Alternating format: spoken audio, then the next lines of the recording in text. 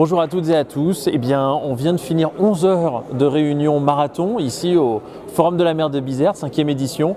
L'idée, en une journée, c'était de rassembler une diversité d'acteurs, des gens qui sont issus de l'économie, des gens qui sont issus de l'entreprise, des gens qui sont issus de la recherche. On a aussi des militaires, on a aussi des administratifs, des politiciens, etc., pour essayer d'avoir une vision assez complète de ce à quoi pourrait ressembler l'océan en 2050. Ou plutôt, c'est qu'est-ce qu'on voudrait que l'océan soit en 2050, dans le sens où il faut le protéger, évidemment, cet océan, que c'est une affaire de tous. Ici, évidemment, on parle de la rive sud de la Méditerranée, mais nos débats ont touché évidemment les questions africaines sur l'ensemble du continent, les questions européennes, des questions très mondiales, très universelles au fond.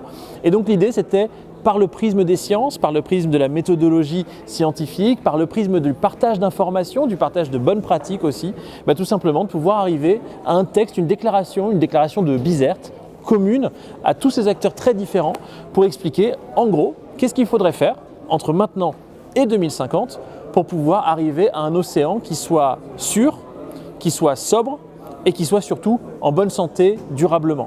Donc il y en a qui ont été beaucoup plus radicaux que d'autres, il y en a qui ont porté des sujets beaucoup plus scientifiques, d'autres plus économiques, mais fondamentalement ce qui a rassemblé tout le monde, c'est l'envie donc de pouvoir protéger les océans et de comprendre que ça passe par une radicalité au niveau de la gouvernance, une radicalité autour de certains choix économiques ou réglementaires, et peut-être surtout une radicalité aussi au niveau du soutien à la recherche scientifique.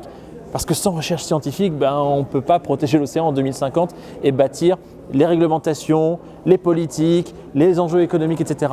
qui vont permettre cela. Donc voilà ce qu'on a essayé de faire en 11 heures. Moi, je suis modestement enseignant à Sciences Po et l'idée, c'était de pouvoir apporter donc une vision transversale. Merci à vous.